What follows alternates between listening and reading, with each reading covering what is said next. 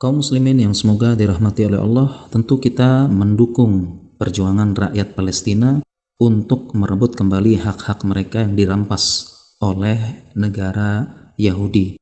Kemudian ada yang bertanya, kenapa sih negara-negara Arab tidak menyerang negara Yahudi, tidak kumpul bareng-bareng bersatu kemudian perang melawan negara Yahudi tersebut? Jawabnya, dulu pernah terjadi peperangan koalisi Arab dengan negara Yahudi dan hasilnya dimenangkan oleh negara Yahudi, dan dampaknya negara Yahudi berhasil mencaplok beberapa daerah Palestina dan mengklaim secara sepihak beberapa area negara Palestina sehingga daerah mereka menjadi lebih luas. Dan sekarang pun pertanyaan tersebut kembali ditanyakan, kenapa seperti Saudi, Turki, dan yang lain-lain tidak menyerang negara Yahudi, tidak perang seperti itu. Bahkan ada yang mencela, menyindir, kemana Saudi, kemana Turki, kenapa tidak menyerang negara Yahudi?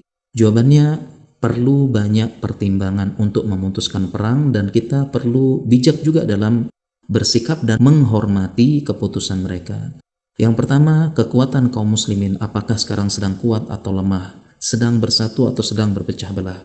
Kemudian yang kedua, peraturan internasional ini menyebutkan tidak boleh menyerang negara lain secara resmi.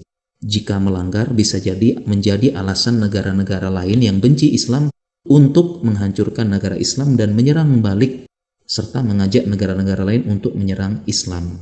Apabila ada yang bertanya bagaimana dengan Saudi yang menyerang Yaman, jawabannya karena ada permintaan resmi dari Presiden Yaman meminta bantuan negara-negara Arab. Jadi bukan Arab Saudi saja yang menyerang, tetapi gabungan negara Arab itu membantu Yaman atas permintaan resmi dari presiden untuk melawan Syiah di sana.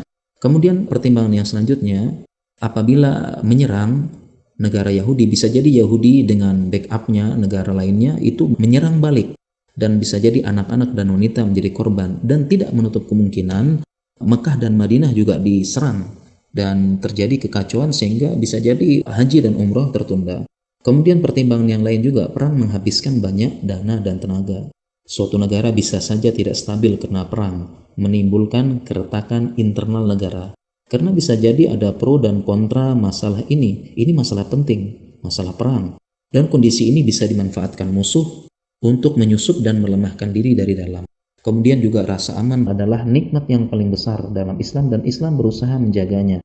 Memang Islam ada syariat jihad, tetapi perlu bimbingan ulama serta berada dalam bendera resmi suatu negara atau ulil amri, dan masih banyak pertimbangan lainnya. Kalau kita perhatikan ya, mereka yang mencela negara Arab, Turki dan sebagainya, kenapa tidak perang? Yang mencela sendiri pun tidak pergi perang, belum berangkat perang ke sana, dia pun tidak mau perang. Ya, jadi yang mencela pun dia tidak berangkat perang dengan berbagai macam keputusan begitu, dengan pertimbangan. Ya, sehingga kita perlu menghormati, dan negara-negara Arab, Saudi, Turki dan yang lainnya sudah berusaha membantu. Mereka banyak sekali membantu dari berbagai macam cara, dari bantuan harta, bantuan pangan, bahkan juga dengan diplomasi. Oleh karena itu hendaknya kita tidak saling mencela, kita justru bersatu mendukung Palestina dengan apapun yang bisa kita lakukan saat ini, dan semoga Allah memenangkan kaum muslimin dan mengembalikan Palestina, Masjidil Aqsa di tangan kaum muslimin. Amin ya rabbal alamin. Dakwah semampumu.